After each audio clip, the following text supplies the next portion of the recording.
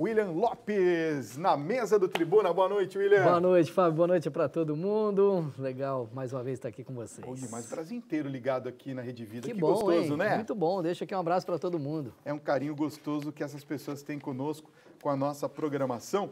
Mas o assunto agora é esporte e nós estamos com um especialista em esportes aqui. Obrigado. Vamos começar falando do Corinthians, vencendo Vamos. a Ponte Preta e ficando isolado na liderança do Brasileirão, né, Pois William? é, outra grande vitória. Está realmente fazendo uma campanha brilhante esse time do Corinthians. 26 jogos de invencibilidade já, contando o Campeonato Paulista, contando essa temporada toda. A derrota, a última, aconteceu só em março, no dia 19, contra a Ferroviária. Já falamos aqui, essa invencibilidade não acaba para a alegria do corintiano, né, que está assistindo.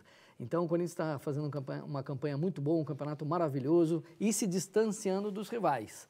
Vamos ver o que vai acontecer essa semana. É um grande teste, inclusive, jogar contra o Palmeiras dentro da casa do Palmeiras. Pois é, vamos ver como é que vai ser, né? Flamengo batendo o Vasco no Clássico Carioca, assume também a segunda posição do campeonato. Esse Flamengo está se acertando. Um bom time, contratou bem, muitos reforços de peso ainda no futebol. No papel tem um belo time e está começando a dar resultado dentro do campo também. O Everton chegou e chegou muito bem, caiu direitinho nesse time, Diego fazendo um grande campeonato. Esse time realmente vai lutar até o final para brigar por títulos, sem dúvida. E diante de um Vasco que me surpreendeu até então positivamente, porque o campeonato, quando começou, o Vasco tinha um time que todo mundo falava, e não vou fugir da realidade aqui, é time para correr risco de rebaixamento e lutar para não cair. E esse Vasco deu uma melhorada, aconteceram algumas contratações boas e o time deu uma melhorada. Não vai chegar, mas não vai ter esse risco do rebaixamento, pelo que a gente está vendo, né? E o ponto negativo desse jogo, mais uma vez, a gente fala sempre, porque sempre está acontecendo, briga de torcida. Infelizmente, né? E eu só lamento porque o vascaíno que brigou, às vezes o torcedor não entende ou às vezes ele é ignorante, né? Porque ele prejudica o time dele, né? Claro, sem Então dúvida. o estádio dele vai ser agora, ninguém vai poder jogar lá, né? Então o Vasco vai perder mando de campo porque o torcedor aprontou lá dentro. E aí, o Vasco vai ser prejudicado. Então o torcedor prejudica o time às vezes. E aquela questão, né? Ainda tem um caso aqui em São Paulo, parece de torcedor, como é que é? Torcida única? Isso daí, Quando tem clássico, não pode ir a torcida visitante. qual que é a sua opinião a respeito disso? Fábio, infelizmente, o que a gente está vendo, tirando esse episódio que os vascaínos também tiveram problema com a polícia, né? Mas muitos casos, quando você tem as duas torcidas no mesmo estádio, as brigas não acontecem dentro do estádio e acontecem no caminho para o estádio. Muitas brigas são marcadas pela internet. Já aconteceu casos de torcida se encontrar no metrô. Então, tem casos e casos. Agora, em São Paulo, é a torcida única. É uma forma de você agir. Mas eu acho que agir para punir tem que realmente pegar as imagens de quem está aprontando e aí você punir de verdade. É só assim que a gente vai acabar com isso. Vamos falar sobre o São Paulo? Olha, o Santos venceu o São Paulo e cada vez mais está piorando a situação do tricolor. Tá. Né? Como é que você queria que você fizesse uma análise sobre esse caso? A saída ainda do Ceni está impactando no time com relação a isso? Aí é uma série de coisas. O Rogério era um técnico ainda, um trainee, vamos dizer assim. Não tinha a bagagem, a rodagem, não tinha a experiência de ser técnico. O São Paulo sabia disso, não é? Sabia disso. Mas também essa diretoria apostou em ganhar a eleição usando o nome do Rogério. Vou trazer o Rogério aqui e ganhou a eleição. Também teve isso, né? Vamos deixar bem claro aqui. Mas é uma bagunça lá, porque nenhum time num campeonato de 8 meses contrata no meio do caminho. Claro que tem casos que dá certo, mas muito caso não dá certo. Então não adianta o São Paulo começar a trazer vários jogadores aí, alguns de fora, para se adaptar ao futebol brasileiro ainda no meio do campeonato. Então o São Paulo que vai sair prejudicado. Outra coisa, o São Paulo está perdendo jogadores, então isso dificulta ainda mais. Caiu para a 19ª colocação, penúltimo colocado do campeonato. É uma situação terrível. Contratou agora o Dorival Júnior, que acredita no time, foi apresentado hoje, e vamos ver, é uma chance que o São Paulo tem aí de viver um momento diferente. Agora, várias pessoas que trabalhavam na comissão técnica já foram também afastadas, muita coisa está acontecendo lá, mas o problema não é só dentro do campo, o problema também vem fora. E quando vem fora, as coisas refletem dentro, e isso é um problema sério. Com relação ao Santos, mais uma vitória dentro de casa e anunciou e oficializou a contratação do Nilmar, aquele centroavante que já marcou época no futebol, e volta para cá, volta para o Brasil para jogar e vai jogar no Santos. Tomara que reaja, né? A gente torce Sim, sem dúvida, sem dúvida. Encontre o seu lugar ao sol, né? Exatamente. Fica aqui que tem mais para você comentar. Você quer... O Thiago tá falando que ele quer comer pizza também aqui. Eu não tenho nada a ver com isso. Você vai pagar? Tô dentro aí também, hein? Ah, você tá dentro para... Né? O convite tá feito, né? Jesus amado, não se pode falar mais nada no telefone com essa mulher. Cuidado. Olha, vamos falar sobre Cruzeiro, que se recupera e vence o Palmeiras em casa, hein, William? Uma grande vitória do Cruzeiro, vitória, 3-1. Linda vitória. E os dois são adversários também na Copa do Brasil. Aconteceu aquele jogo de 3-3 na casa do Palmeiras, no Allianz Parque, agora tem um jogo da volta também na Copa do Brasil com esses mesmos times. O Cruzeiro fez 3-1, o Palmeiras tendo esses altos e baixos ali que estão preocupando muito o torcedor, que aposta suas fichas na Libertadores. Vamos ver como é que o Palmeiras vai reagir na competição sul-americana, nesse mata-mata. Mas o Palmeiras é um time que está preocupando o torcedor. Com esse time todo, com esse investimento todo, não era para estar nessa situação, né? De perder algumas situações que não pode perder. Se bem que o Cruzeiro está tentando aí uma ascensão no campeonato. Até o Mano Menezes já estava dizendo, olha, estou prometendo que o time não vai tomar mais 3 gols, porque estava tomando 3 gols aí de bobagem, como foi o próprio jogo contra o Palmeiras, né? Então, vamos ver como é que vai reagir esse Cruzeiro também nas próximas rodadas. Avaí vence o Grêmio e se torna a grande surpresa da rodada? Essa foi a grande surpresa da rodada. O Douglas pegou tudo e foi uma belíssima atuação do goleiro.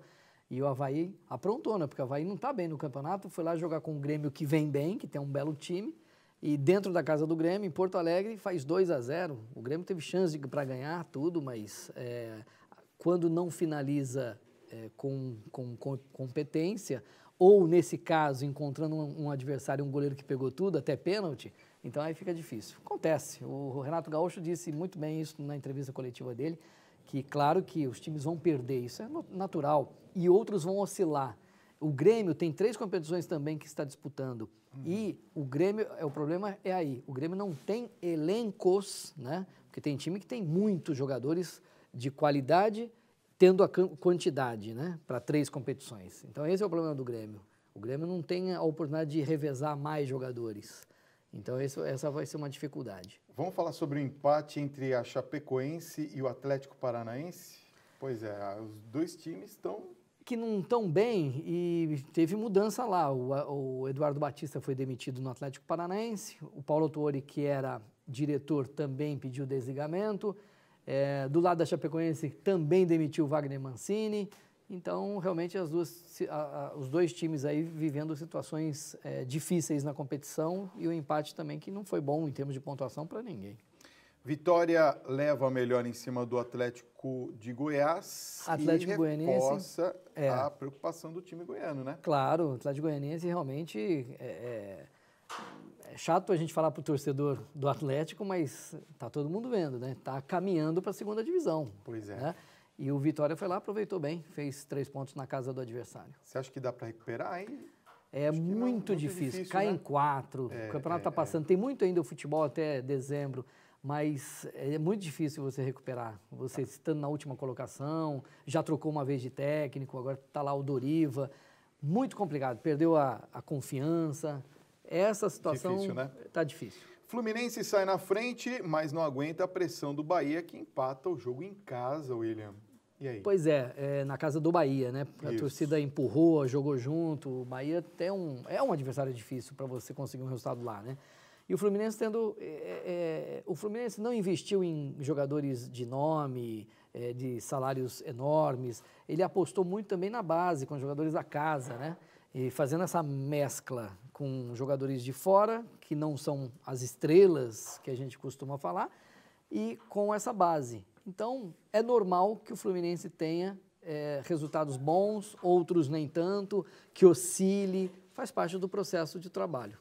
Duelo entre Botafogo e Atlético Mineiro termina no empate lá no Engenhão. Engenhão que virou Newton Santos agora o nome do estádio. Agora, né? Virou Newton Santos. Em homenagem ao Newton Santos. Tá.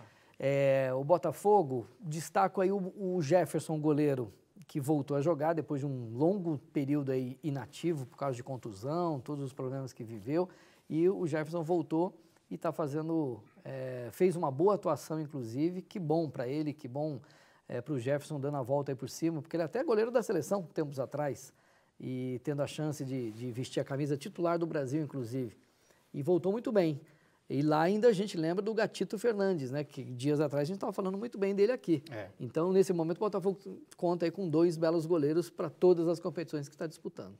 Vamos comentar um pouquinho sobre o Sport versus Curitiba, que está jogando agora. Está jogando agora, né? Está 1-0 para o Sport, é isso, Thiago? 1-0 para o Sport. Estava ganhando, continua? 1-0 então. O Sport realmente está jogando fora de casa diante desse Curitiba que chegou a brigar pela liderança, hein? Né? Ali no começo do campeonato.